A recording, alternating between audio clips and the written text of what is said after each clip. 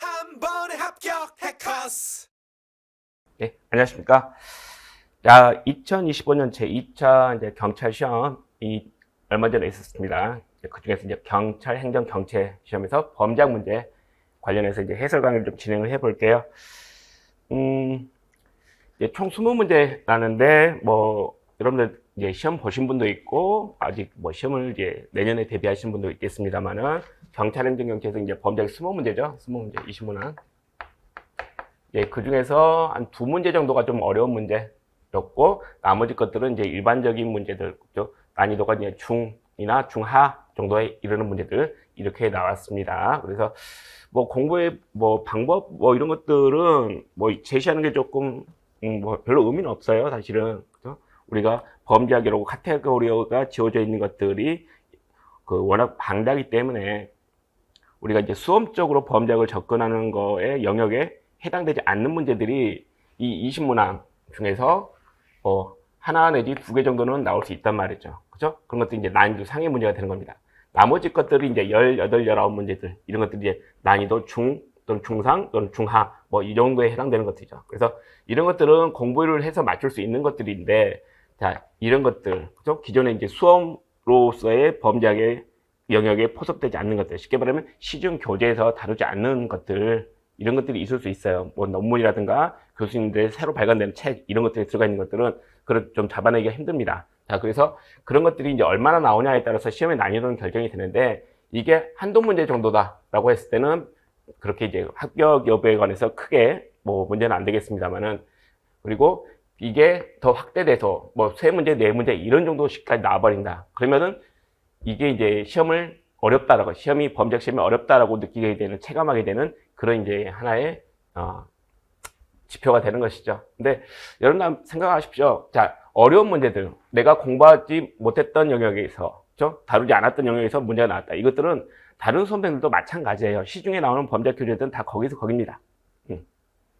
그래서 이 2문제를 맞추기 위해서 여러분들 공부를 하는 게 아니라, 그렇지 않은 문제들을 맞추기 위해서 공부를 하시는 거예요. 그렇죠? 그리고 이거는 어쩔 수가 없는 거죠. 공부하지 않았는데 맞춘다. 찍어서 맞추는 수밖에 없는 거죠. 그렇게 생각을 하셔야 되는 것이지, 이 2문제, 한두 문제 또는 3, 4문제 이런 것들을 맞추기 위해서 공부를 한다. 이 생각으로 하는 게 아니라, 자, 누구나 풀 수 있지만 실수해서는 안 되는 문제들, 이것들을 맞추기 위해서 여러분들이 공부하는 거예요. 그리고 여기는 덤으로 따라오는 것들입니다. 이렇게 잡으시고, 항상 제가 강의할 때도 강조를 드리지만, 실수를 해서 그 문제를 못 맞추면 안 된다. 몰라서, 어려워서 못 맞추는 건, 그런 거는 다른 수험생들도 헤매고 있기 때문에, 그죠? 못 맞출 가능성이 높기 때문에 그런 것들은 틀려도 됩니다. 근데 누구든지 공부 열심히 하고 집중해서 잘 풀면은 문제 맞출 수 있는 것, 이런 것들을 실수해서 틀려버리면 그는 남들과 하나의 차이가 아니라 남들은 맞추는 거니까 내가 틀려버리면 2문제 차이가 난다고 했죠. 그래서 그런 것들을 이 부분에다가 포커스를 맞추고 공부를 해야 된다는 걸 간단히 말씀을 드리고, 자, 주어진 시간이 많지 않으니까 바로 해설로 들어가 봅니다. 지금 이 해설 강의에서 자료는 제 카페가 있죠? 네이버 카페입니다. 네. 여기에 보시면 이제 자료실이 있어요. 범죄학 자료실이 있습니다. 여기에다가 이제 각종 경찰 시험, 경찰 범죄학 시험, 경찰 간부 경위 시험이라든가 지금 경행 경찰 시험 이런 것들에 관한 자료들, 그밖에 이제 기출 문제, 해설 답안 이런 것들을 여기다 올려놓고 있으니까 필요하신 분들은 여기에 들어가서 다운받아서 활용하시면 됩니다. 자, 이렇게 하고 바로 들어갑시다. 자, 보시면 1번 문제부터 보죠. 자, 범죄학 연구 대상으로서 범죄에 관한 설명, 적절한 거 찾아보자 라고 되어 있죠. 자, 1번 질문 봅니다. 죄형법정주의가 적용되는 형사법령 위반 행위라고 되어 있어요. 자, 죄형법정주의, 여러분들 형사법 공부하셨으니까 알죠? 이거 형법에서 나온 얘기죠? 이게 적용되는 형사법령 위반 행위 뭐예요? 형법에 위반되는 행위들, 이거 물어보는 거죠. 자, 이거는 형식적 의미의 범죄, 즉 형법상의 범죄 개념에 해당한다. 맞는 얘기가 되는 것이고, 그 다음에 2번 질문 보시면, 자, 상대적 의미 범죄라고 돼 있죠? 상대적 의미 범죄. 이게 시대적, 사회적 상황을 초월하여 보편적으로 금지되는 어떤 시대에서든 어떤 사회에서든 안 되는 것들, 이런 것들을 범죄로 규정한 거, 이런 것들은 상대적 의미의 범죄라고 부릅니까? 아니죠. 절대적 의미의 범죄, 절대적 범죄 개념이라고 부르는 거죠. 그래서 자, 그리고 그 대표적인 예가 자, 살인, 강간 이런 것들이 이제 절대적 의미의 범죄, 절대적 범죄 개념에 해당한다. 그런 것이죠. 그래서 2번이 옳지 않은 것이고요. 3번 질문 보시면 범죄학에서는 형식적 의미의 범죄, 자, 이거 1번 질문에 했던 거. 그것만을 연구 대상으로 하고 실질적 의미의 범죄는 자, 포섭하지 않는다. 자, 여기서 실질적 의미의 범죄가 나죠. 실질적 의미의 범죄가 뭡니까? 이게 법에서 범죄로 규정하고 있지는 않아. 근데 이 행위를 그대로 놔두면 안 될 것 같아. 왜? 이게 사회에 해를 끼치는 행위고 사회의 유해성 그리고 다른 사람들의 그 법적으로 보호되는 이익을 침해한단 말이야. 법익 침해성. 이런 특징이 있기 때문에 이거는 자 그냥 놔두면 안 될 것 같은 행위들. 아직 법에서 범죄로 규정하고 있지는 않지만 이런 것들까지 범죄로 보자. 이게 바로 실질적 의미의 범죄 개념이죠. 자, 범죄학에서 자 연구 대상으로 삼는 거는 실질적 형식적 의미의 범죄 플러스 뭐예요? 실질적 의미의 범죄까지 포함하는 거죠. 그래서 제가 가끔씩 말씀드렸을 거예요. 객관식 문제에서 뭐뭐만, 그죠? 뭐뭐만 단정 짓는, 그죠? 또는 반드시 이런 표현들 나오면 이거는 냄새가 나는 거다. 냄새가 나는 거다. 라고 말씀을 드렸던 거 기억하실 겁니다. 그래서 이거 둘 다 범죄에서 범죄 개념에 포함이 된다라는 거 하는 것이고 4번 질문 보시면 집단 현상으로서 범죄 이건 뭐예요? 자, 이게 대비되는 개념이 뭡니까? 개별 현상. 그죠? 개별 현상으로서의 범죄하고 대비되는 거죠. 개별 현상으로서의 범죄는 뭐야? 어떤 특정 범죄인이 저지른 범죄. 근데 집단 현상으로서의 범죄는 그 사회에서 발생하는 범죄의 총량, 이런 것들을 나타내는 게 집단 현상으로서의 범죄란 말이에요. 그래서 집단 현상으로서의 범죄는 특정 사회의 경향성과 병리 현상을 반영한다.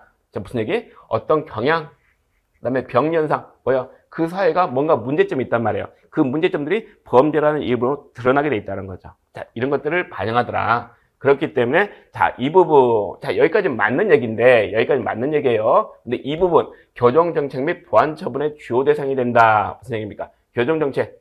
자, 형벌을 집행을 하는 거죠. 형벌 집행을 말한 겁니다. 형벌 집행하고, 자, 보안처분 아시죠? 범죄 위험성 때문에 부과하는 거. 자, 이런 것들을 누구한테 하는 거죠?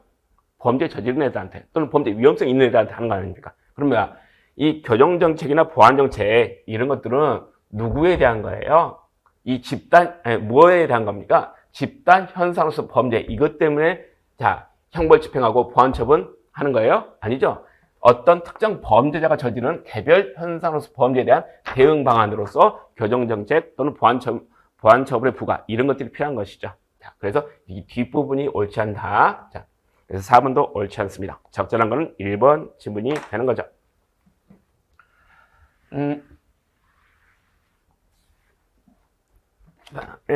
2번 문제로 갑시다. 자, 이번에는 암수범죄 나왔습니다. 자, 암수범죄. 암수범죄 개념 아시죠? 자, 발생을 했는데, 범죄가 발생을 했어요. 근데 암수, 드러나지 않는다는 얘기예요. 왜 드러나지 않는가 하고 봤더니, 아예 발생했는데, 발생했는지 자체를 몰라. 인지를 못했다라고 표현합니다. 이거는 범죄 피해자가 인지하지 못한 경우가 있을 수도 있고 수사기관이 인지하지 못한 경우가 있을 수도 있는 것이고 또 두 번째로는 인지는 했으나 발생했는지 알았단 말이에요. 근데 문제는 자 범죄가 발생했어. 그럼 어떻게 됩니까? 수사, 공소제기, 재판 거쳐가지고 처벌해야 될 거 아닙니까? 자, 처벌을 못했다라는 거죠. 자, 그걸 이제 해결하지 못했다라는 표현을 씁니다. 해결을 못했다. 자, 처벌을 못했다. 그렇죠? 자, 이런 것들을 암수범죄로 부르는 것이고 아예 발생했는지 자체를 몰라요. 이걸 절대적 암수범죄. 발생했는지 알았는데 해결을 못했어요. 처벌을 못했습니다. 이걸 상대적 암수범죄. 이렇게 부르는 것이죠. 자, 적절하지 않은 거 찾아보시면 1번 암수범죄는 수사기관이 인지는 하였으나 인지 오케이. 근데 해결하지 못했습니다. 이게 뭐죠? 상대적 암수범죄 말하는 거죠. 그렇죠? 자, 이것도 포함한다. 1번 맞고. 자, 2번 범죄 신고에 따른 불편, 범죄자에 대한 보복의 두려움 이런 것들이 암수범죄 발생 원인이 될 수도 있다. 자, 신고를 하니까 경찰서에서 오라가라 하는 것이고 또 범죄자에 대한 보복의 두려움 너 신고하면 가만 안 둘 거야. 그러니까 어떻게 되는 거예요? 자, 범죄 신고를 못 한단 말이야. 신고를 못하니까 수사기관이 그 범죄를 발생했는지 안 했는지를 인지할 수가 없게 되는 거죠. 그럼 뭐가 됩니까? 이게 절대적 암수범죄가 되는 거죠. 절대적 암수범죄가 된다. 암수범죄 발생 원인이 될 수 있겠다. 그래서 암수범죄 그러면 항상 떠올려야 돼요. 여러분들이 암수범죄는 단어를 문제에서 보는 순간 절대적 암수범죄, 상대적 암수범죄 이렇게 있는 거지 라고 떠올려야 됩니다. 자, 그리고 3번 보시죠. 범죄가 발생했으나 고소고발 등 신고가 이루어지지 않아서 수사기관이 인지하지 못했다. 자, 인지하지 못했다 뭐죠? 절대적 암수범죄. 그죠? 이 인지하지 못했다는 피해자가 인지를 못하는 경우가 있을 수도 있고 또는 수사기관이 인지하지 못한 경우가 있을 수도 있다라고 했습니다. 인지하지 못했단 말이에요. 그럼 발생했는데 인지하지 못했네? 절대적 암수범죄 말하는 거죠. 그거를 3번 질문에서 상대적 암수범죄라고 했다? 이거 틀린 거죠? 틀린 거죠. 자, 3번 질문 옳지 않습니다. 4번 질문 보시면 자, 암수범죄는요. 공식 범죄 통계보다는 자기보고조사, 피해자 조사 또는 정보 제공자 조사 이게 뭡니까? 암수범죄 조사 방법 중에서 간접적 관찰 방법에 속하는 거죠. 자기보고조사, 피해자 조사 또는 정보 제공자 조사, 암수범죄 조사 방법 중 간접적 관찰에 해당하는 거, 설문조사 방법에 해당하는 거 이걸 통해서 더욱 정확한 규모를 파악할 수도 있겠다. 왜? 공식 범죄 통계는 말 그대로 국가기관이 주로 형사사법기관이 범죄 통계를 만든 거니까 그들한테 알려진 것만 범죄 통계에 들어간단 말이야. 근데 암수범죄는 인지하지 못했어. 인지는 했으나 해결하지 못했어. 그렇죠? 그러니까 이 범죄 통계에 들어가는 범죄가 아니다라는 것이죠. 그래서 이거에 암수범죄를 정확하게 파악하기 위해서 이런 조사들이 필요하다라고 보는 겁니다. 그래서 4번은 옳은 얘기. 적절하지 않은 것 2번이 됩니다. 3번 문제로 가봅니다. 자, 고존주의 나왔습니다. 고존주의 범죄학 이론에 관한 설명으로 가장 적절하지 않은 거. 자, 고존주의 나오면은 항상 뭘 떠올리라고 했죠? 자유의사, 자유의지라는 것을 인정하더라. 있다라고 본단 말이에요. 그래서 자유의사에 의해서 범죄를 선택하는 거야. 이렇게 바라본다고 그랬죠. 1번 질문 보시면 고존주의 범죄학 이론이 본격적으로 등장 이전에 서양의 중세시대 이럴 때는 범죄를 사탄, 미신의 영향으로 발생하는 초자연적인 현상으로 이해하게 돼 있다. 그래서 이게 뭡니까? 종교적인 그런 부분이 좀 있다라는 것이죠. 그래서 사탄, 이렇게 보기도 하고. 그래서 마녀재판 이런 것들 행해지지 않습니까? 중세시대 보면은. 그죠? 자, 이렇게 얘기하는 것이다. 1번 맞고. 자, 2번 보시면 베카리아, 고존주의의 대표적인 학자죠. 베카리아는 형벌이 범죄자에 대한 처벌에 그칠 것이 아니라 범죄를 예방하거나 억제할 수 있어야 된다. 즉, 고존주의에서는 형벌이 이걸 주의하셔야 돼요. 형벌이 범죄를 저지른 애들에 대해서 걔들이 잘못한 만큼 부과한다. 죄형 균형론, 응보형 이거 잘 알고 계시죠? 근데 그걸 통해서 얻고자 하는 궁극적인 목표는 뭐였다? 범죄를 예방하는 거야. 또는 억제하는 거. 이게 형벌의 궁극적인 목표라고 보는 거예요. 그렇죠? 그래서 2번도 맞고, 자, 3번 질문 가서 보시면, 자, 드디어 나왔습니다. 사람은 자유의지를 바탕으로, 자유의지 나왔죠? 자, 범죄를 통해 얻을 수 있는 이익, 그 다음에 범죄를 저질렀을 때 치르는 비용, 이걸 합리적으로 계산한다. 라고 되어 있는 거. 그러니까 이 범죄를 통해서 얻을 수 있는 이익이 범죄를 저질러서 치르는 비용, 이것보다 훨씬 더 크다면 내가 봤을 때, 이거 플러스 마이너스 계산할 때 플러스가 나오네? 그러면 뭐야? 자유의지에 의해서 그 범죄라는 걸 선택을 한다. 이렇게 바라본다는 거예요. 고존주의에서는. 그러니까 어떻게 해야 됩니까? 범죄라는 걸 선택을 하지 못하게 하려면 자, 이런 관계에 있다는 걸. 자, 범죄라는 이익이 범죄를 저질렀을 때 치르는 비용보다 더 큰 게 아니라 이게 더 크다. 또는 뭐예요? 적어도 뭡니까? 같다. 플러스 마이너스 제로다. 이런 것들을 알려줘야 된다는 거죠. 그러면 범죄를 선택하지 않을 거라고 본다는 거예요. 자, 그 얘기고. 4번 질문, 베카리아 등 초기 고존주의 범죄학자들은 처벌의 확실성. 자, 우리 고존주의 할 때 형벌의 억제 효과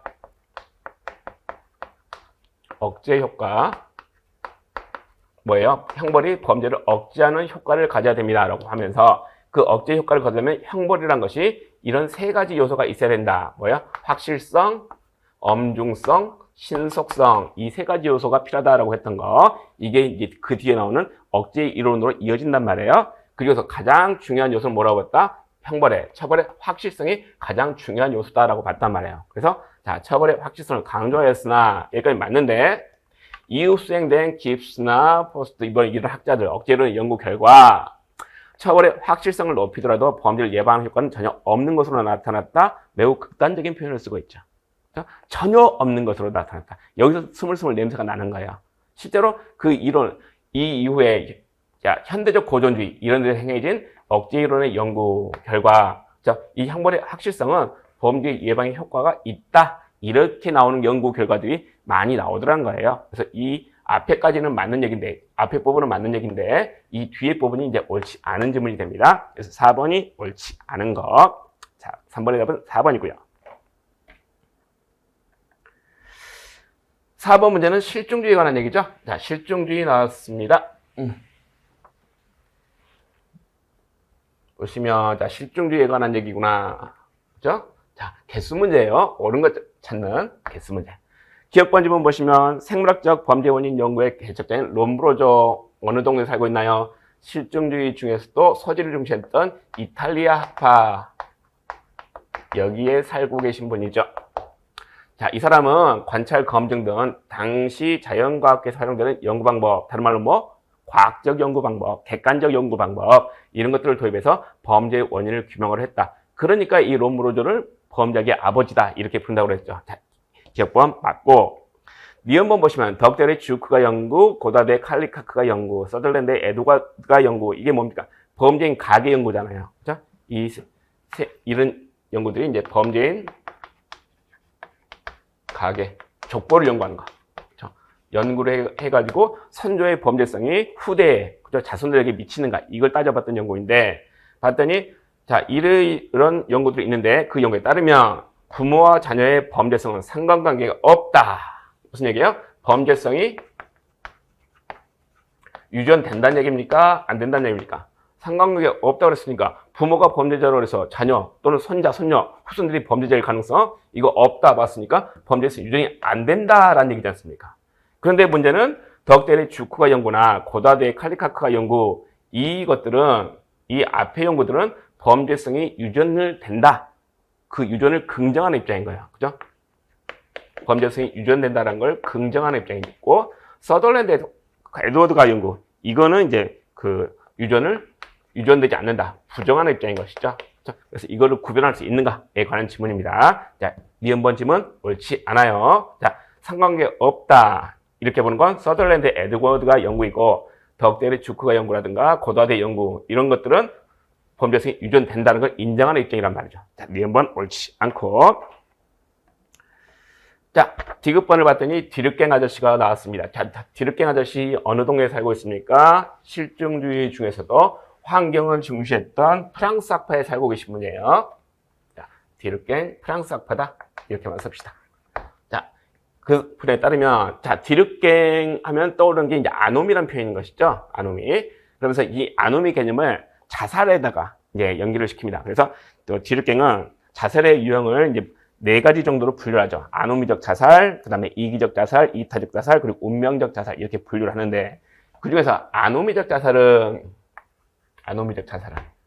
자, 아노미의 개념이 뭐였습니까? 아노미의 개념이 자 간단하게 뭐라고 그랬죠? 사회 통합의 교력.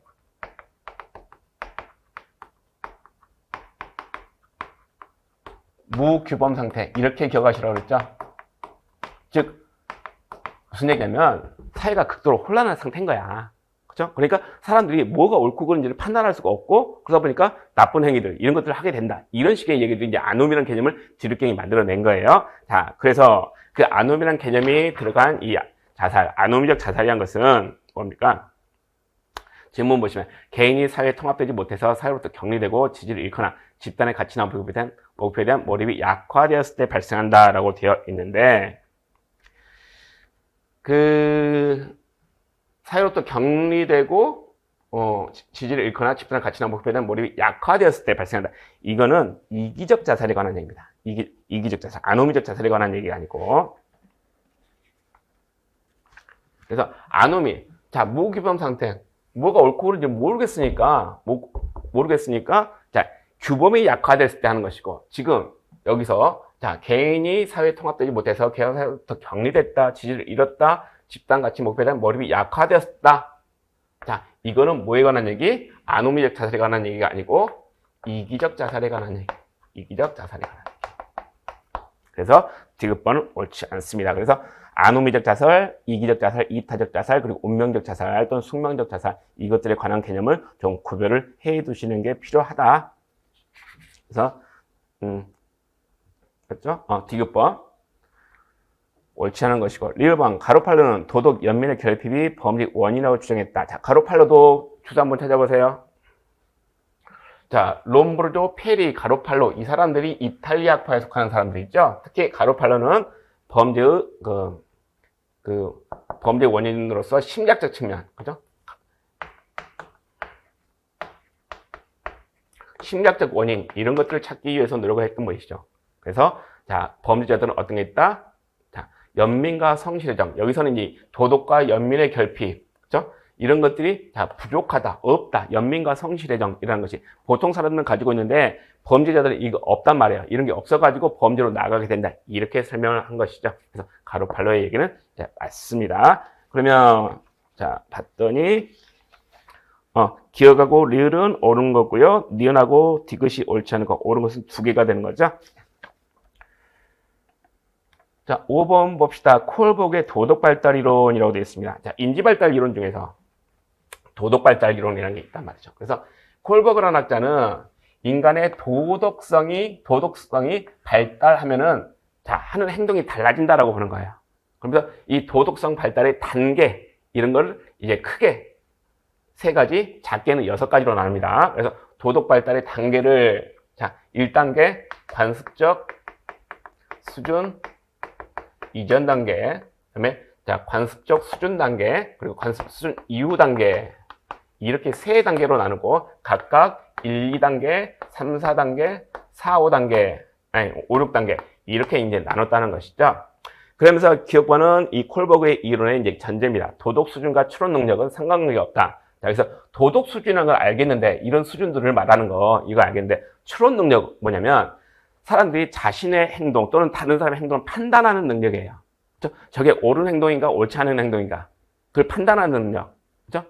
그래서 이게 이제 생략되어 있는 표현입니다. 그 어떤 행동에 대해서 도덕성을 기반으로 그 행동의 옳고 그름을 판단하는 능력이다. 이건 이제 추론 능력이라고 쓴 거예요. 이게 상관관계가 없다가 아니고 있다라는 전제에 하는 겁니다. 그래서 도덕적 수준이 높은 사람들은 단계가 숫자가 올라갈수록 도덕적 수준이 높은 거예요. 자, 그만큼 법을 위반하지 않게 되고 법을 잘 지키게 된다. 이렇게 보는 거죠. 그러면 도덕적 수준이 낮은 관습 수준 이전 단계, 1, 2단계에 있는 사람들은 보통 이 범죄자에 해당하는 사람들이고 3, 4단계에 해당하는 사람들은 일반적인 사람들, 보통 사람들. 그리고 5, 6단계, 이건 제가 농담 삼아 얘기했죠. 자, 5, 6단계 정도 되면 이거는 뭐다? 우리 주위에서 흔히 볼 수 있는 사람들이 아니라 뭐죠? 신문에 나거나 의로운 사람이다. 이렇게 나거나 또는 위인전에 등장하는 그런 분들이라고 그랬죠. 그죠?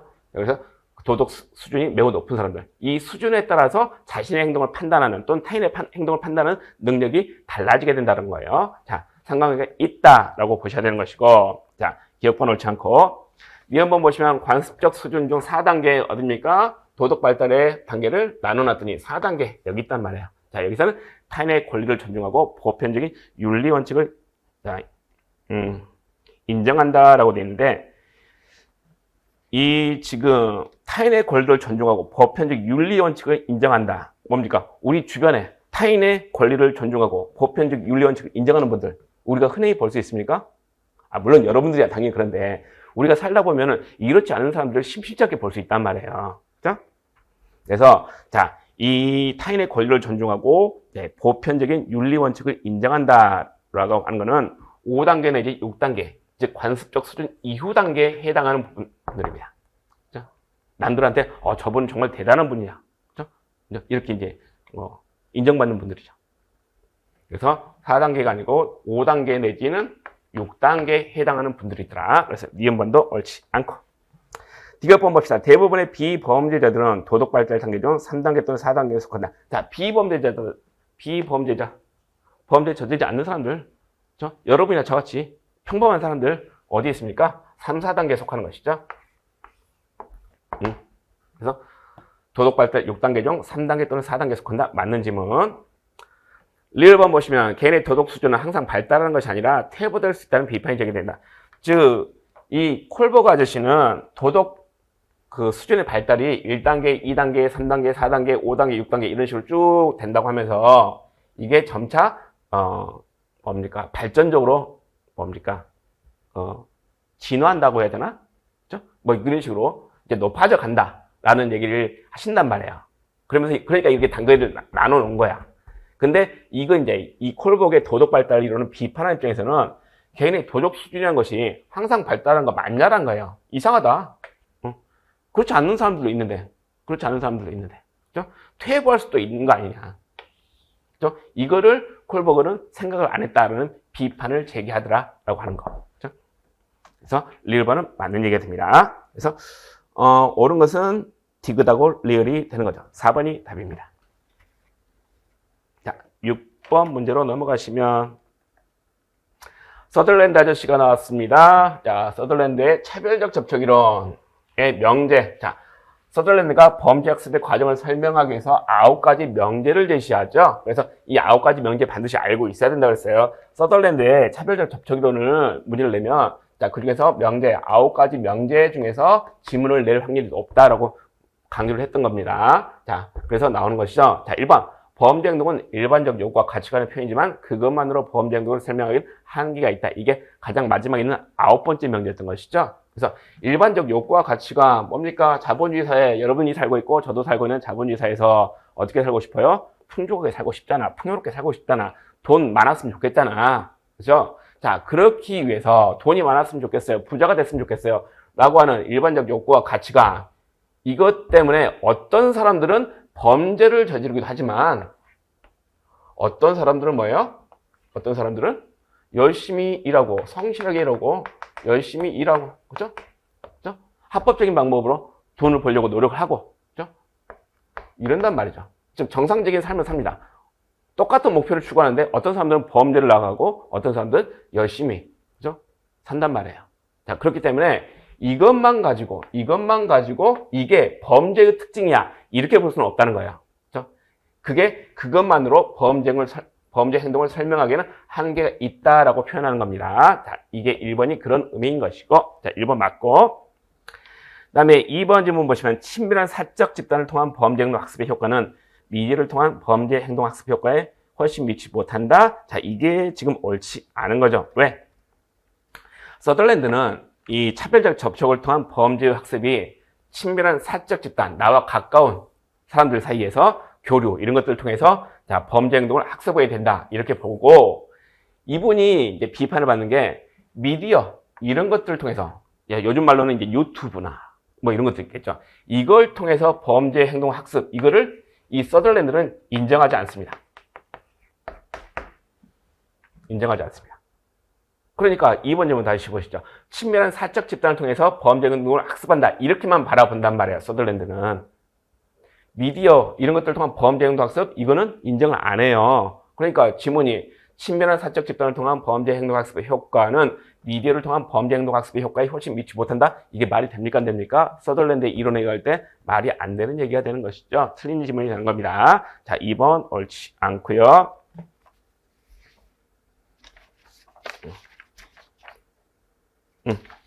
2번이 옳지 않고 자, 그 다음에 3번 질문 봅시다.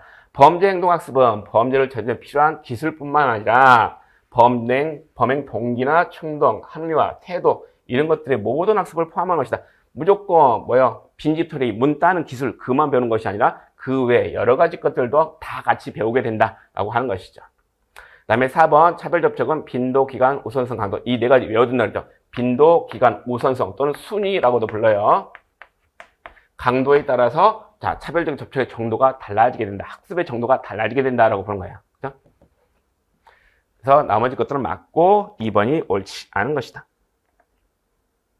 자, 7번 문제로 갑니다. 머튼의 긴장이론, 아노미 이론이라고 부르죠. 자, 긴장이론 보면 뭔 얘기야 하지 마시고 머튼의 아노미 이론을 긴장이론 또는 사회적 긴장이론이라고도 불러요. 자, 그때 개인이 그 아노미 상황에서 어떻게 적응하는가 이걸 이제 개인의 적응 방식 또는 반응 양식이라고 부르죠. 이거에 관한 설명으로 적절하지 않은 거 찾아보자. 자, 이거 외워준다 그랬죠. 어떻게 외워준다 그랬죠? 자, 동혁이는 뭐든지 의례적으로 은둔하고 반항하더라. 그렇죠? 이렇게 외워냈죠. 그래서 동혁이는 동조 또는 수능. 자, 혁이 자, 혁신 또는 개혁. 의례 또는 의식주의. 은둔, 도피 또는 퇴행. 반항 또는 혁명. 이렇게 가야 된다고 그랬죠. 그렇죠? 그랬을 때 문화적 목표를 제도화된선을 수용하느냐, 거부하느냐, 그렇죠? 또는 다른 걸로 대체하느냐. 이거에 따라서 이 5가지 적응 방식이 달라진다고 그랬습니다. 그래서 지문 보시면 기업가는 안정된 사회 구성원의 가장 보편적인 적응 방식. 자, 1번적인 사람들. 자, 이 둘 다 문화적 목표, 제도화된선을 전면적으로 모두 수용할 때 나타난다. 플러스. 그렇죠? 1번 맞고. 자, 이걸 보기 위해서 화면은 안 넘어가겠습니다. 자, 2번 질문 보시면 너는 수단과 기회가 제한된 이욕적 범죄자나 하위 계층의 범죄를 가장 잘 설명한다. 그래서 자, 두 번째 니은번이 혁신형 또는 개혁형. 자, 특히 이제 이욕적 범죄 제3범죄 범죄를 저지르는 사람들, 범죄자들. 자, 이런 사람들이 니은번에 해당이 될 것이고. 3번 디귿법 무사 안일하게 주어진 규범 규칙만을 준수하려는 일부 하위직 공무원 등에서 발견된다. 성공의 가능성 제한적. 성공의 가능성. 자, 부자 될 수 있다. 이거는 자, 제한적이니까 굳이 찾아보지도 않는 거야. 하지만 제도화돼서 열심히 산단 말이죠. 그렇죠? 이게 이제 하위 공무원들이라든가 또는 셀러리맨 이 이제 유형에 해당하는 것이죠. 그래서 의례형 의식주의가 디귿번에 해당하는 것이고, 리을번은 도피형, 다른 말로 은둔형 또는 퇴행형, 문화적 목표와 사회적으로 승인된 수단은 모두를 거부하고. 자, 리을번이죠. 둘 다 거부. 그렇죠? 근데 미음은 혁신형으로서 기존 사회를 다른 사회 질서로 대체할 것을 요구한다. 자, 기존의 니들이 내세우는 문화적 목표 우리 거부할 거야. 그리고 제도화된 수단도 거부할 거야. 대신 우리가 별도로, 그렇죠? 새로운 사회를 건설하고 또 새로운 목표, 새로운 수단으로 바꿀 거야. 그렇죠? 사회 혁명을 꿈꾸는 사람들. 반항형, 혁명형입니다. 근데 자, 결과적으로 4번이 틀리죠. 자, 지문 넘어가 봅니다. 자, 4번 지문을 보시면 미음은 도피형으로 이것까지는 맞는데 지금 2번, 3번도 다 맞는 지문이고 4번을 보면 리을은 도피형, 은둔형, 퇴행형, 문화적 목표, 사회적으로 승인된 수단 모두를 거부한다. 모두 마이너스. 그죠? 수단. 이것도 마이너스. 그죠? 여기까지 맞는데 자, 미음은 혁신형으로 기존 사회를 다른 사회 질서로 대체할 것을 요구한다. 기존의 자본주의에서 추구하는 목표 거부, 그리고 새로운 목표 추구할 거야. 뭘로? 사회주의로. 그죠? 자, 제도화된 수단도 마찬가지. 거부, 새로운 걸로. 자, 근데 어디가 틀렸어요? 혁신형으로서. 그죠? 자, 다시 앞으로 가보시면, 자, 적응 방식 5가지 있다 그랬죠. 동혁이는 뭐든지 의례적으로 은둔하고 반항한다. 그때 두 번째, 동혁이는 이게 혁신형 또는 개혁형이라고 그랬죠. 그리고 마지막, 자, 의례적으로 은둔하고 반항한다. 반항형, 이거를 다른 말로 혁명형이라고 부른다 그랬죠. 근데 방금 전에 봤지만 4번 지문에서 미음은 혁신형으로라고 했단 말이에요. 혁신형은 몇 번째 유형이에요? 2번째 유형 아닙니까? 2번째 유형. 그죠? 혁신형이 아니라, 자, 반항형 또는 혁명형. 이렇게 표현이 들어가야 되는 거죠. 그래서 이 앞에 부분은 맞는데 뒤에 부분이 틀린 거예요. 4번이 옳지 않습니다. 8번 문제 보죠. 자, 통제 이론에 관한 얘기들 봅시다. 적절하지 않은 거 찾아보자. 자, 통제 이론에서 이제 나이란 학자가 나오는 것이죠. 청소년 비행의 주된 원인으로서 사회 통제 부족을 지목을 하더라. 그러면서 청소년 스스로 양심이나 죄의식 때문에 비행을 자제하도록 하는 간접 통제 또는 동일에 의한 통제, 같은 표현입니다. 이 중요성을 강조했더라라고 되어 있는데, 자, 나이란 학자가 이 청소년의 비행을 예방하는 그 통제 유형으로서 사회 통제 유형을 직접 통제, 간접 통제, 내부 통제 이렇게 구분을 합니다. 그런데 자, 지금 여기서 말하는 청소년 스스로의 양심이나 죄의식 때문에 비행을 자제하도록 한다. 이게 간접 통제가 아니고 내부 통제에 해당하는 거예요. 내부 통제에 해당한다. 자, 간접 통제는 뭡니까? 주위에서 부모님이 응? 자, 항상 우리는 널 응원하고 있다. 응? 항상 네 편이야. 응? 아빠는 너 믿어. 이렇게 하니까 그런 간접적인 영향을 받아가지고 주위의 기대 이런 것들을 알고 있기 때문에 내가 나쁜 짓 하면 안 되는 거지. 부모 가슴에 못 박는 거지. 이런 식으로. 자, 그런 것들을 간접 통제로 하는 거예요. 지금 1번 질문에서 하는 건 청소년 스스로잖아요. 스스로. 양심이나 죄의식 때문에 비행을 자제하는 것. 이거는 내부 통제라고 한다는 것이죠. 자, 내부 통제. 간접 통제가 아닙니다. 1번 옳지 않은 것이고요. 자, 빠르게 봅니다. 2번 학교 등 교육기관에 의한 청소년 비행 통제. 자, 학교에서 가르치는 거잖아요. 교육을 통해서. 그거는 라이스가 말하는 사회 통제 또는 뒤에 이제 레크리스의 견제론 또는 봉쇄에 이루어지는 게 있습니다. 거기서 자, 외적 통제에 해당할 수 있겠다. 이거 맞고요. 3번 질문 보시면 자, 레크리스의 이제 이론을 다시 한번 얘기하고 있죠. 레크리스의 봉쇄 이론에 따르면 자, 봉쇄 이론에서는 레크리스 봉쇄 이론. 자, 범죄를 유발하는 요인이 있고 그게 뭡니까? 압력, 유인, 배출 그리고 범죄를 억제하는 요소가 있습니다. 외부적 억제, 내부적 억제 이렇게 나눠지게 되죠. 자, 그랬을 때 청소년의 자기 통제력, 자아의식, 책임감 등 자, 범죄 통제 요인, 억제 요인 중에서 이 자기 통제력, 자아의식, 책임감 이런 것들이 내적 통제에 해당한다는 거예요. 그러면 그게 강할 때는 비행이나 범죄로서 차단될 수 있다. 엉뚱한 짓을 안 하게 된다. 그 얘기가 이제 3번에서 나오는 것이고 4번 보시면 부모, 교사, 친구 등과 형성된 강한 애착은 비행을 예방하는 중요한 요소가 될 수 있다. 자, 애착이라는 표현이 나오죠. 애착이라는 표현은 우리 어디서 봤습니까? 허쉬의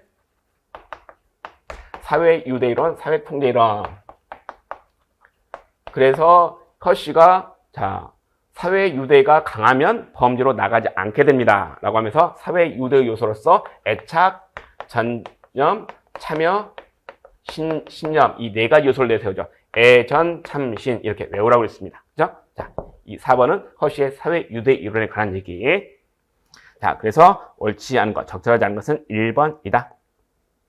좀 이 문제는 실제로 이제 그 시험장에서 풀으실 때 약간 까다로울 문제라고 보여집니다. 9번 문제 봅니다. 자, 낙인 이론에 관한 얘기들 적절하지 않은 것 찾아보자라고 돼 있죠. 자, 1번 보시면 베커가 나와요. 낙인 이론 학자 중에서 베커. 자, 최초의 일탈에 따른 사회적 낙인이 이후의 일탈을 촉발하는 새로운 환경을 낳고 이것이 다음 단계 일탈의 원인이 된다. 라고 하는 게, 자, 베커가 말하는 동시적 모델이냐. 자, 이거 한번 생각해 보시면 범죄의 원인, 어떤 원인 때문에 어떤 범죄가 발생한다. 이걸 설명하는 입장이 크게 두 가지로 나눠집니다. 자, 지금 여기서 보는 동시적 모델. 그 다음에 이와 비교되는 게 단계적 모델이라는 게 있어요. 동시적 모델은 뭐냐면 쉽게 말하면 이거예요. 자, 어떤 원인이 작용해서 첫 번째 범죄를 저지르고 또 그 이후에 이어지게 되는 두 번째 범죄를 이어지게 되고 그렇죠? 쭉 나가야 되는데 이 원인이 자, 첫 번째 범죄의 원인이고 또 그 이후에 이어지는 또 그 범죄의 원인이기도 하는 거. 그렇죠? 이렇게 설명하는 게 동시적 모델입니다. 그렇죠? 그래서 동시적 모델에서는 이 원인을 찾는 게 중요한 거예요. 그런데 낙인 이론은 그렇게 보지 않고 어떻게 본다? 처음에 원인이 있었단 말이야. 처음에 원인이 있었어. 자, 이것 때문에 첫 번째 범죄를 저지른 건 맞아. 근데 문제는 그 이후에 이어지게 되는 두 번째, 세 번째 범죄도 있는데 이거의 원인은 어떻게 바라본다? 이 최초의 범죄 원인, 이것 때문에 행해진 게 아니고 이 첫 번째 범죄에 대해서 처벌이 가해지면서 자, 그에 대해서 사회적 반응, 보통 이제 우리가 낙인이라고 하는 거죠. 이 낙인의 영향에 의해서 두 번째 문제가 발생한 거야. 그러니까 자, 동시적 모델에 의하면 자, 계속 이어지는 범죄 원인들이 한다면 똑같죠. 그렇죠? 첫 번째 범죄 원인도 이거고 두 번째 범죄 원인도 이거란 말이에요. 근데 단계적 모델에서는 범죄 단계마다 그 원인이 달라져요. 그렇죠? 첫 번째 범죄 원인은 이건데 두 번째 범죄가 발생한 원인은 뭐야? 이게 아니고 이 첫 번째 범죄에 대해서 낙인이 찍히게 되고 낙인이 이 범죄의 원인이 되는 겁니다. 그래서 자, 단계적 모델에서는 계속 이어지게 되는 범죄의 원인이 다르단 말이에요. 단계마다 다르게 된다. 이렇게 말하는 게 단계적 모델이라는 거죠. 그렇죠? 근데 낙인 이론은 어떤 입장에 있습니까? 그렇죠? 이렇게 바라보는 거죠. 그렇죠? 그래서 1차적 일탈, 2차적 일탈. 그래서 우리가 낙인 이론에서 2차적 일탈은 왜 발생하는 거예요? 1차적 일탈에 대해서 사회통제기관이 처벌을 가게 되고 정권적 낙인이 쓰게 되니까 사회 구성원들이 또는 형사사법기관이 자 다르게 대한단 말이죠. 사회적 냉대라든가 정과적인 타이틀 이런 것들 때문에 자 2차적 범죄로 내몰리게 됩니다. 이렇게 설명하는 게 낙인 이론이죠. 그럼 낙인 이론은 뭐다? 동시적 모델이 아니고 뭐야? 단계적 모델이란 거죠. 단계적 모델. 자, 그래서 이것도 약간 까탈스러웠을 겁니다. 자, 그래서 1번 옳지 않고요. 2번은 레머트. 자, 1차적 일탈에 대한 사회통제 부작용으로 2차적 일탈이 생성된다. 그리고 일탈을 통제하기 위한 형사사법기관의 노력이 오히려 일탈적 행위, 그 다음에 생활용을 양산한다. 이게 바로 레머트가 말하는 2번 지문에서 말하는 게 전형적으로 범죄의 발생. 이걸 설명하는 두 번째 입장이지 않습니까? 그죠? 방금 받은 제가 이렇게 설명했던 거. 그죠? 낙인이 가지고 낙인이 두 번째 범죄의 원인이 되는 거. 그죠? 그게 2번의 얘기고. 3번 브레이스웨이트는 범죄자에게 공동체 구성으로 받아들이지 않겠다는 낙인을 부여하면 범죄를 증가할 수 있다. 자, 이 브레이스웨이트의 자, 재통합적 수치 이론이라는 것이죠. 그래서 이 재통합적 수치 이론이라는 것이 낙인 이론의 그 뿌리를 두고 있습니다. 그래서 브레이스웨이트는 자, 수치라는 개념을 낙인과 유사한 개념인데 해체적 수치하고 재통합적 수치로 나눈단 말이에요. 그러면서 범죄자에게 공동체 구성으로 받아들이지 않겠다. 우린 너랑 같이 어울려 살 수 없어. 라고 낙인을 부여하는 거. 자, 이거를 뭐라고 부른다? 이거를 해체적 수치라고 부른단 말이야. 그렇게 되면 뭐야? 우리는 너랑 같이 어울려 살 수 없어. 네 알아서 살아. 그러니까 정상적인 방법으로는 살 수가 없는 거죠. 사회생활을 할 수가 없습니다. 그러니까 어떻게 된다? 범죄를 저지르게 된다. 그러면 범죄는 증가할 수 있을 것이다. 라고 바라본다는 거죠. 3번 맞고. 4번 보시면 낙인 이론은 일탈의 주요 원인을 일탈자에 대한 사회 부정적인 반응, 그러니까 이 낙인 이론을 사회적 반응 이론이라고도 부르는 거예요. 그럼으로써 일탈자의 개별적 특성을 강구한다는 문제가 지적된다. 즉 일탈자에 대한 사회적 부정적 반응, 그죠? 이것 때문에 2차적 일탈이 발생하는 거야. 이렇게 바라보니까 일탈자의 개별적인 특성, 그놈이 원래 나쁜 짓을 저지르는 그런 습성을 타고났단 말이야. 그죠? 이런 것들은 간과한 거 아니냐라는 비판이 제기가 된다는 것이죠. 4번 지문도 맞는 것이고. 자, 적절하지 않은 것은 1번입니다. 좀 빨리 가야 되겠네. 자, 10번은 허쉬의 사회 유대이론과 자기 통제에 관한 설명. 옳은 거 몇 개인가? 왜 이렇게 몇 개인가를 물어보는 문제가 많이 나오는지 모르겠습니다. 자, 기억해 보시죠. 사회 유대 이론은 인간은 무한한 욕망을 추구하는 이기적 존재라는 지류계경의 사상을 반영한다라고 되어 있는데, 사회 유대 이론이 그거잖아요. 기본적으로 통제 이론 중에서 아까 우리가 봤던 나이라든가 라이스라든가 그다음에 레크리스 이런 것들이 있고 또 뭡니까 마차 사이커스의 중화기술 이론도 있는 것이고 그다음에 사회 유대 이론도 있는 것인데 통제 이론 중에 하나인 사회 통제 이론, 사회 유대 이론 이 이론들이 기본적으로 전제하고 있는 건 뭐냐? 사람들이 왜 범죄라는 것을 저지르는가? 이걸 궁금해하는 게 아니라고 그랬죠. 이건 기존의 이론들이 있는 것이고 통제 이론이 중요하다는 건 사람들이 왜 범죄라는 것을 저지르지 않습니까? 그죠? 범죄 왜 안 나갑니까? 이걸 궁금했다는 거예요. 그럼 그건 무슨 얘기다? 사람들은 원래 나쁜 놈들인데요. 악당들인데요. 그죠? 짐승과도 똑같은 애들인데요. 동물과도 똑같은 애들인데요. 그 나쁜 놈들이, 그죠? 인간이 원래 나쁜 놈들인데, 악인인데, 본성이 악한 놈들인데, 그 놈들이 나쁜 짓을 하는 게 당연한 거 아닙니까? 근데 왜 그놈 나쁜 놈들이 나쁜 짓을 안 하는 겁니까? 여기에 관심을 뒀다. 이게 바로 통제이론, 사회 유대이론의 전제란 말이에요. 따라서 기억번이 그 얘기입니다. 인간은 무한한 욕망을 추구하는 이기적인 존재, 나쁜 놈들이야. 자, 그러한 지륵경의 사상을 사회 유대론은, 통제론은 밑바닥에 깔고 있다는 거예요. 자, 기억번 맞는 얘기가 되는 것이고. 한번 사회 유대이론은 사소한 비행만을 연구대상으로 해서 강력범죄의 경우에는 이론의 설명력이 떨어지는 한계가 있다. 즉, 사회 유대가 강하면, 아까 말했던 사회 유대 요소 뭐라 그랬죠? 애착, 전념, 참여, 신념 이런 것들이 강하면 보험제로 나가지 않게 됩니다. 이 얘기인데 이걸 설명한 대상들이 주로 뭐? 애들, 청소년 범죄, 청소년 비행을 대상으로 하는 거예요. 그러다 보니까 자 강력범죄나 성인범죄 이런 경우에는 이 사회유대이론이 적용이 쉽지 않다는 비판을 받게 된 거죠. 자, 니은번이 그 얘기고 그다음에 디귿번 넘어갑니다. 자, 앞에 있었네. 자기통제이론 뭡니까? 이 허쉬가 고트 프레드스라는 학자하고 콜라보레이션 해가지고 자기통제 이론이라는 걸 만들어내요. 그래서 자기통제력이 약한 애들이 범죄를 저지르기 쉽습니다. 범죄를 저질 계획을 만나게 되면 자기통제력이 약한 애들이 범죄를 저지르게 됩니다. 이렇게 설명한다는 거죠. 그럴 때 이 자기통제력이 약한 이유가 뭐다? 자, 그 원인이 뭐다? 부모가 어렸을 때 애들을 잘못 키워서 그렇다. 이것 때문에 애들이 자기통제력이 약한 것이고 커가면서도 그 자기통제력, 약한 자기통제력을 보완할 방법이 없기 때문에 커서도 계속해서 범죄를 비행을 저지르게 되는 것이다. 이렇게 설명하는 게 자기통제이론 디귿번도 맞고요.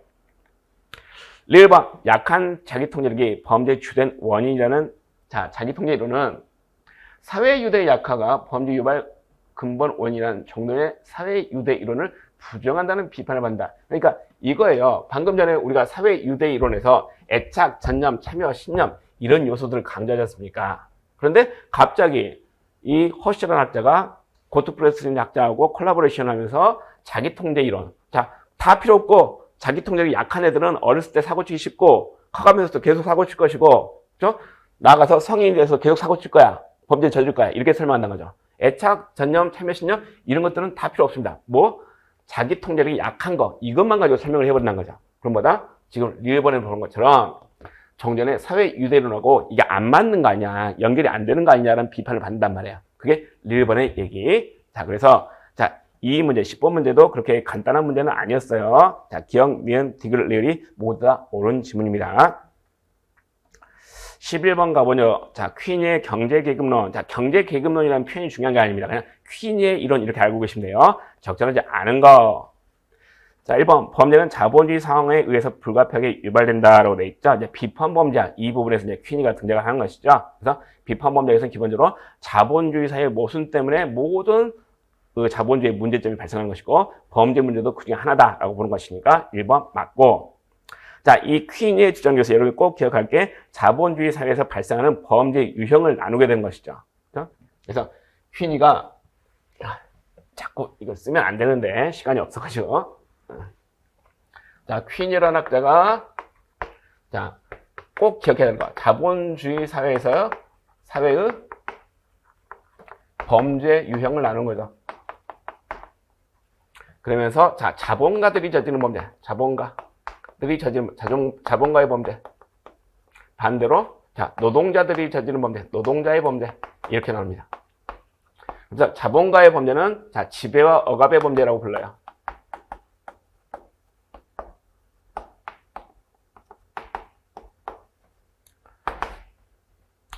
반면에 노동자 계급의 범죄는 적응과 저항의 범죄 이렇게 나눈단 말이죠. 그러면서 2번 보시면 2번 저항범죄, 대항범죄. 저항의 범죄 또는 대항의 범죄라고 부르는 거. 이거는 자본주의에서 공경에 빠진 노동자 계급이 저린 살인 강도를 말한다. 이거는 적응의 범죄를 말하는 거예요. 적응의 범죄. 저항의 범죄는 말 그대로 자본주의 사회 모순 때문에 노동자 계급이 핍박을 받으니까 그 모순에 저항하기 위해서, 대항하기 위해서 저지른 범죄들. 불법 파업이라든가 이런 거 생각하시면 됩니다. 그죠? 그래서 적응의 범죄가 살인과 그 자본주의에서 공경에 빠졌다는 게 무슨 얘기야? 빈익빈 부익부 현상 때문에 날이 갈수록 삶이 어려워진단 말이에요. 그러니까 굶어 죽을 수는 없으니까 남들을 해하고 남들 걸 뺏고 이런 범죄를 저지르게 된다고요. 살인 강도. 그래서 이것들은 뭐에 해당한다? 노동자 계급의 범죄 중에서 적응의 범죄에 해당한다. 저항, 대항의 범죄가 아니고 적응의 범죄에 해당한다. 그래서 2번이 옳지 않은 거. 3번 자본주의 체제에서 자본가 계급이 자신의 이익을 보호하기 위해서 저지른 범죄, 지배와 억압의 범죄라고 했죠. 자본가 계급의 범죄. 3번 맞고. 4번 형사사법권이 자본가 계급과 노동자 계급에 대해서 불공평하게 법을 적용한다. 이걸 통제 범죄에 해당한다라고 하는데, 자, 이거는 이제 그 지배와 억압의 범죄를 경제 범죄, 그 다음에 뭐죠? 정부 범죄, 그 다음에 통제 범죄 이렇게 나옵니다. 그래서 경제 범죄는 뭡니까? 기업들이 저지른 뭐 자신의 이윤을 극대화하기 위해서 뭐 가격을 담합한다든가, 그죠? 뭐 환경 오염을 뭐 방치한다든가 이런 것들. 그다음에 정부 범죄는 말 그대로 정부에 소속되는 공무원들이 뭡니까? 자신의 이제 그 직권을 남용한다든가 뭐 이런 것들, 그죠? 또는 뭡니까? 부정부패, 뇌물 받고 이런 것들이 이제 정부 범죄로 하는 것이고, 통제 범죄는 자 자본주의 사회에서 자 노동자 계급을 통제하기 위해서 형사사법기관이 법을 불공평하게 적용하는 걸 말해요. 그죠? 그래서 자 통제 범죄에 해당한다. 4번 맞는 얘기가 되는 것이고요. 자 봅시다. 그 다음에 12번은 발달 범죄에 관한 얘기. 적절하지 않은 거 찾아보자라고 되어 있죠. 자 1번 지문 보시면 발달 범죄는 인생 전반에 걸쳐 발생하는 범죄 시작, 지속, 중단 등의 과정은 종단적으로 기억해야 됩니다. 시간의 흐름을 따라가는 거, 이걸 종단적으로 부른다는 거예요. 횡단적이 아닙니다. 종단적으로 탐구한다. 맞고. 2번에 보시면, 자, 지오단어 등은 범죄 중단을 위해서는 변화의 수용, 긍정적 상호 인식, 대치자의 구체화, 범죄 무관한 삶, 이런 4가지 인지적 전환 요소가 필요하다라고 주장하는데, 이걸 이제 범죄 중단에 관한 인지 이론이라고 부릅니다. 그래서 보통의 경우에는 잘 이제 중요하다고 보진 않는 건데, 이게 한번 지문에 나왔어요. 그래서 자, 이런 내용이 있다 정도 보시면 되겠고.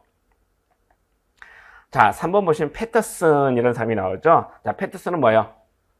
범죄의 발달을 2가지 경로로 나누죠. 조기 개시형과 만기 개시형 이렇게 나누는 거죠. 조기 개시형은 뭡니까? 어렸을 때부터 사고 친 애들. 그죠? 만기 개시형은 청소년기 후반기 이때 이제 사고 친 애들. 그랬을 때 이 조기 개시형은 성인이 돼서도 만성적인 범죄자가 될 가능성이 높다. 그죠? 어렸을 때 사고 친 애들이 계속 커가면서도 계속 사고 치고 성인이 돼서도 사고를 치게 되어 있다. 이렇게 보는 게 조기 개시형이고, 조기 개시형. 그다음에 만기 개시형은 자, 그 반대의 경우죠.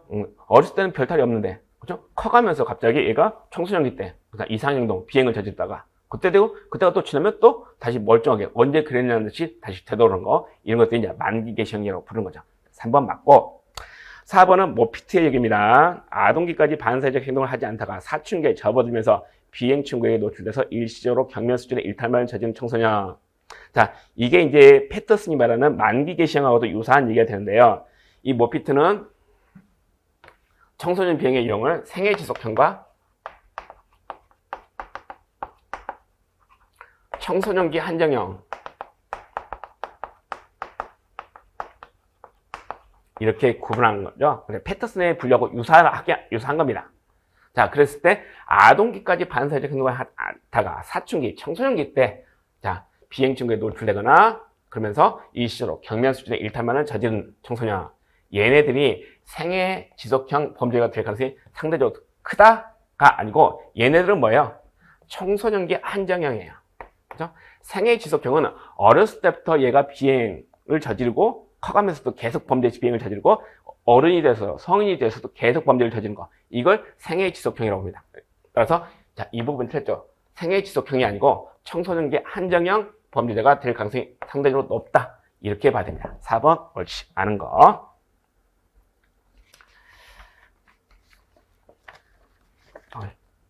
시간 많이 잡아먹네. 자, 13번 봅니다. 멀렌의 범죄 동기에 따른 스토킹 가해자 유형이라고 되어 있죠. 자, 이 멀렌이라는 학자가 스토킹 범죄의 유형을 자, 거부형 또는 이제 분개형 또는 증오형, 그다음에 강간형 또는 약탈형이라고 부릅니다. 그다음에 연인 갈구형 또는 친밀 희구형, 그리고 무능형, 자, 무작형 이렇게 이제 5가지 정도로 구분합니다. 그래서 이것도 이제 기본서에 소개가 되어 있는 건데, 보시면 박스 안에 애인, 친구, 직장, 동료 등과의 관계가 끝났습니다. 게임 오버자. 더 이상 더 이상 그동안 더럽고 다시는 보지 말자. 뭐 이런 식 아닙니까? 근데 화해와 복수는 이중적인 감정을 가지고 쫓아다닙니다. 대상이 누구예요? 한때는 나와 좋은 관계를 가졌던 사람들이야. 근데 끝났단 말이야. 근데 뭐예요? 자, 쫓아다녀요. 그럼 뭡니까 이거는?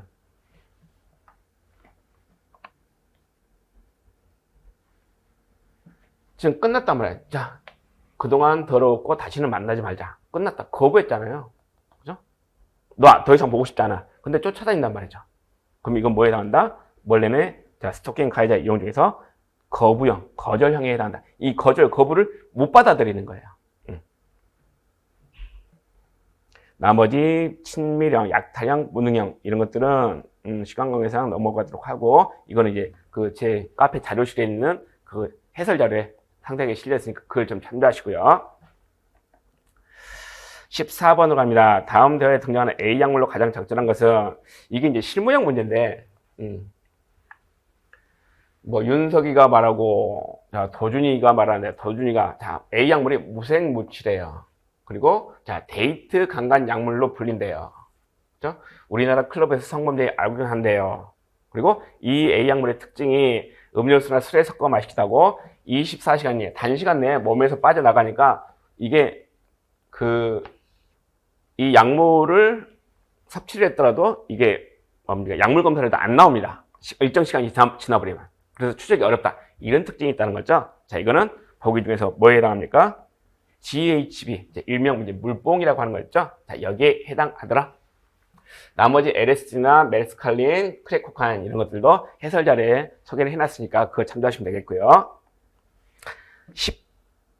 15번 봅시다. 클락과 코니시의 상황적 범죄 예방의 목표라고 되어 있죠. 자, 박스 안에 있는 것들이 이 상황적 범죄 예방의 목표 중에서 어디에 해당하는가? 자, 이 클락과 코니시가 상황적 범죄 예방의 목표로서 5가지를 제시하죠. 노력의 증가, 지문하는 것처럼 노력의 증가, 위험의 증가, 보상의 감소, 변명의 제거. 왜 하나가 더 있죠? 뭐야? 자극의 감소, 감소. 그죠? 이렇게 해서 5가지가 있고, 이 각각의 그 목표에 대해서 5가지 세부적인 방법들이, 기법들이 제시되지 않습니까? 그래서 지금 이 박스 안에 들어가 있는 것들이 이 상황적 범죄 목표 5가지 중에서 뭐에 해당하겠는가? 이걸 이제 보는 거란 말이죠. 자, 그랬을 때 규칙의 명확화, 약물 알코올 통제, 지침의 개시, 양심의 호소, 준법 행동 보조, 이건 뭡니까? 자, 규칙을 명확하면 어떻게 돼요? 규칙을 위반했을 때 문제가 발생하죠. 그랬을 때, 자, 내가 범죄자인데, 내가 뭐라고 변명을 합니까? 아, 몰랐어요. 자, 근데 규칙을 명확하게 하면 그 몰랐다고 하는 변명이 통하지 않겠죠. 또, 제가 약물에 취해서, 술에 취해서 저 기억이 나지 않아요. 근데 그걸 통제하게 되면 그런 것들도 변명이 안 통하겠죠. 자, 그래서 이 15번에 나오는 자, 이런 것들은 뭐에 해당이 된다? 상황적 범죄 예방의 목표 5가지 중에서 변명의 제거에 해당한다는 거예요. 변명의 제거에 해당한다. 이렇게 보시면 되겠고. 자, 16번입니다. 범죄 두려움에 관한 설명, 적절하지 않은 거 찾아봅시다. 지역 주민들 사이에 상호 신뢰, 유대 결속 이런 것들이 범죄 두려움의 감소. 자, 어떤 강력 범죄가 발생했어요. 어디서 뭐 칼부림 발생했어요. 그죠? 대낮에 막 묻지마 범죄가 발생해요. 그럼 사람들이 불안해하지 않습니까? 근데 이런 것들이 자, 1번 지문처럼 지역 주민들 사이의 상호 신뢰, 유대, 결속 이런 것들을 통해서 자, 두려움의 감소로 이어질 수 있겠다라고 보는 거. 그리고 특히 11가 클리블랜드의 자, 제2세대 그 셉티드 이론 이런 데서 이런 것들이 이제 강조를 하고 있습니다. 그 다음에 2번, 일반적으로 신체적, 사회적 약자, 자, 여성이라든가 또는 노약자, 이런 사람들이 느끼는 이 범죄 두려움의 수준은 해당 지역 주민들의 평균적인 범죄 두려움의 수준보다 높은 것으로 알려져 있다. 왜? 내가 자기 자신을 방어할 능력이 보통 일반적인 사람들보다 내가 자기 자신을 방어할 능력이 부족하다, 떨어진다라고 생각하니까 범죄 두려움이 훨씬 더 높단 말이에요. 이런 일반적인 얘기고. 3번, 깨진 유리창 이론의 바탕을 두는 사회 통제 모형에 따르면 자, 지역사회의 무질서한 환경행위는 범죄 두려움을 증가시킬 수 있겠다라고 되어 있는데 이거는 자, 깨진 유리창 이론의 바탕을 두는 사회 통제 모형이 아니고 자, 무질서 모형입니다. 무질서 모형에 따르면 이래야지 맞는 질문이 된 거예요. 그래서 이건 이제 여러분 기본서에 있는 범죄 두려움에 관한 부분에 보시면 자세한 내용들이 나와 있습니다. 그래서 3번이 옳지 않고 4번 범죄 피해 모형에 따르면 직간접적인 범죄 피해 경험. 그렇죠? 내가 직접 범죄 피해를 당했어. 그렇죠? 또는 주위에서 누가 당했대. 그러면 당연히 범죄 두려움의 증가로 이어질 수 있겠다. 이걸 설명하는 입장인 것이고 3번이 옳지 않습니다. 17번은 자, 톨리와 파링턴의 범죄 예방 모형에 관한 얘기가 나왔죠. 자, 톨리와 파링턴이 범죄 예방 모형을 얘기를 하는데 지문에 나와 있네요. 그죠? 자, 사회적 예방, 그다음에 상황적 예방, 그다음에 발달적 예방, 법집행 예방 이렇게 나눈단 말이에요. 이 네 가지가 톨리와 파링턴이 제시하는 범죄 예방 모형에 관한 얘기입니다. 이게 이제 아마 경찰학 시험에서도 한번 나왔을 거예요. 자, 내용을 보시면 아동기 청소년기에 조기 개입한다. 자, 이 표현이 이 문제에서 키포인트입니다.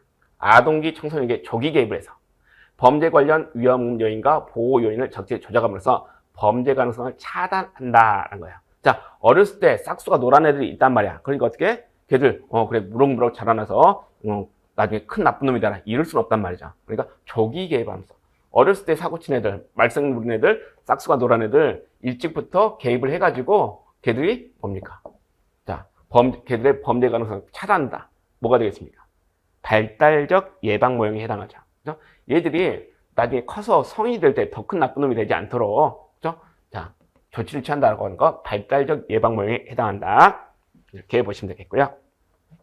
상황적 예방 모형, 사회적 예방 모형, 법집행 예방 모형은 그 해설 자료를 보시면 되겠고. 자, 18번 문제로 넘어갑시다. 범죄 예방에 관한 설명을 적절하지 않은 거. 자, 1번은 환경 설계를 통한 범죄 예방에 관한 설명이 쭉 나와 있고요. 2번에 보시면 골드스타인이 제시한 문제지향적 경찰활동. 이런 지문은 경찰학에서 오히려 좀 나와야 될 지문인데 이게 이제 범죄학 시험에 나왔습니다.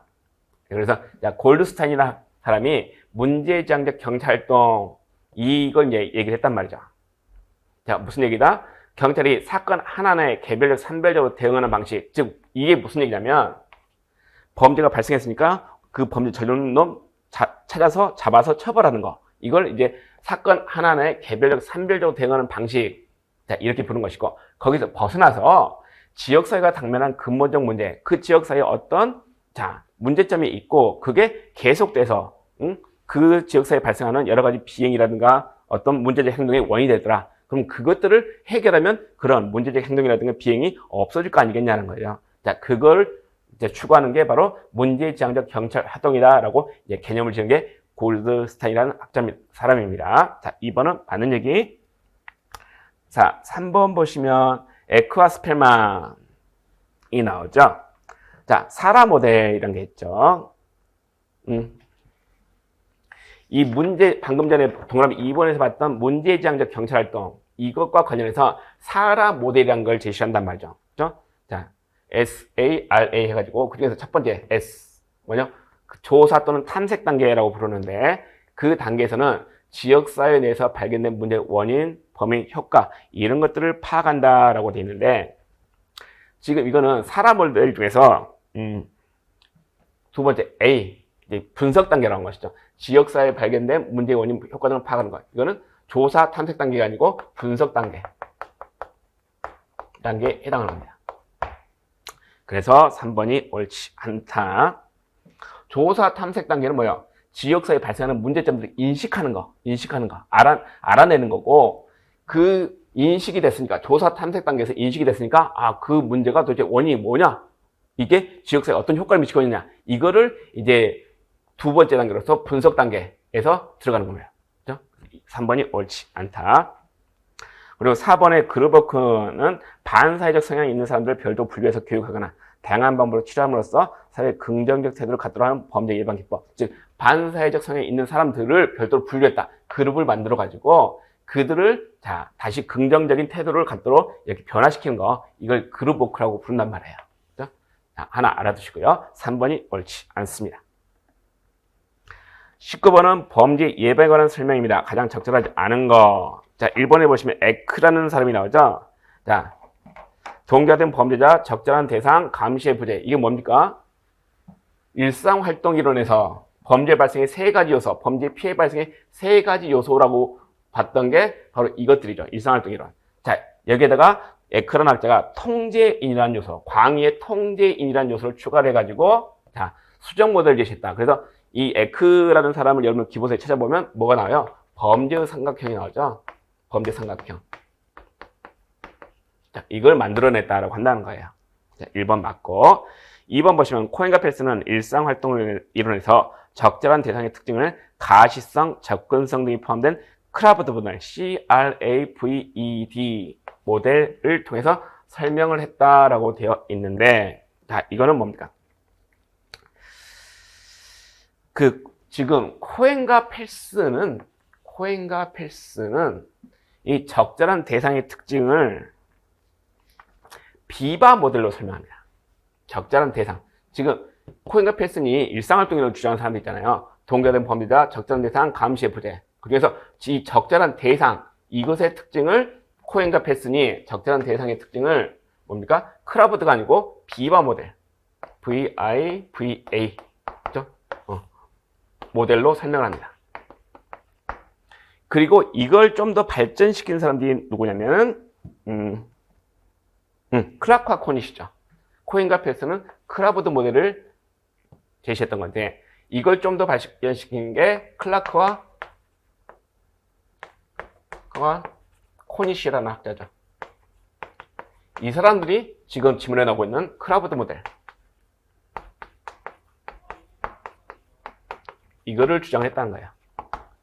자, 그래서 코엔과 펠슨이 아니라 클라크와 코닛으로 바뀌어야 되는 것이죠. 그래야지 맞는 질문이 됩니다. 자, 2번이 옳지 않더라. 자, 3번 질문은 브렌팅앤 보브의 범죄 패턴 이론이죠. 그래서 그 범죄자들이 일정한 패턴을 가지고 움직인다. 자, 지역적으로. 자, 이것들을 이제 그 분석한 이론인데 이거에 기초해서 지리적 프로파일링을 한단 말이에요. 범죄자들이 범죄를 저지르는 그 영역 이런 것들을 분석하면 다음 범죄를 저지르는 부분 어디 가서 범죄를 저지를까? 그런 것들도 예측이 가능할 수 있다. 이렇게 연결시킬 수 있다. 그 얘기가 3번 질문에 나온 것이고 4번 보시면 제프리의 범죄 대책 모델. 제프리가 세 가지 모델을 얘기를 하죠. 그래서 범죄 억제 모델, 그 다음에 사회복귀 모델, 그 다음에 환경공학적 범죄 통제 모델 이 세 가지 얘기를 하는데 그래서 두 번째 모델이죠. 사회복귀 모델. 자, 사회복귀시키는 게 중요하다는 거예요. 누구를? 범죄자들을 어떻게 함으로써? 다시 범죄를 저지르지 않도록 함으로써 사회에 복귀시키기도 한다. 그렇죠? 그럼 그걸 위해서는 얘들을 변화시켜야 될 거 아닙니까? 그러면 어떤 조치가 필요하죠? 자, 그 범죄자들의 개개인의 특성에 알맞은 처우, 속지 말하는 개별 처우라는 것이 필요하다라고 본다는 거예요. 그렇죠? 사회복귀 모델의 4번 맞는 얘기입니다. 그 다음에 마지막 20번 문제는 레페토의 범죄 전이 유형에 관한 얘기죠. 자, 기억번 유형이 있고 니은번 유형이 있는데 자, 이게 레페토의 범죄 전이 유형. 자, 레페토의 범죄 전이 유형 뭐가 있습니까? 지금 여기 나와보시면 전술적 전이, 시간적 전이, 공간적 전이, 그다음에 기능적 전이, 목표물 전이 이런 것들이 5가지가 레페토가 말하는 범죄 전이. 범죄가 바뀐다, 옮겨간다 이런 뜻입니다. 범죄 전이. 자, 그래서 기억, 니은 유형에 뭐가 해당할 것이냐. 자, 기억을 봤더니 어려운 문제는 아니었어요. 자, 전국구 폭력 조직인 가파가 있는데 뭘 했어요? 예전에는 불법 도박장 운영을 했단 말이에요. 이 방법으로 자, 범죄 수익을 거뒀던 겁니다. 근데 최근에는 바뀌었죠. 과거에는 이랬었는데 최근에는 마약 범죄 조직과 손을 잡고 뭘 합니까? 마약 밀거래로 자, 여기 나오죠. 범죄 유형을 변경했다라는 표현을 한단 말이죠. 범죄 유형을 변경했다. 그러면 레페토가 말하는 범죄 전이 유형 중에서 뭐에 해당할 것이다? 이거는 전술적 전이 아니고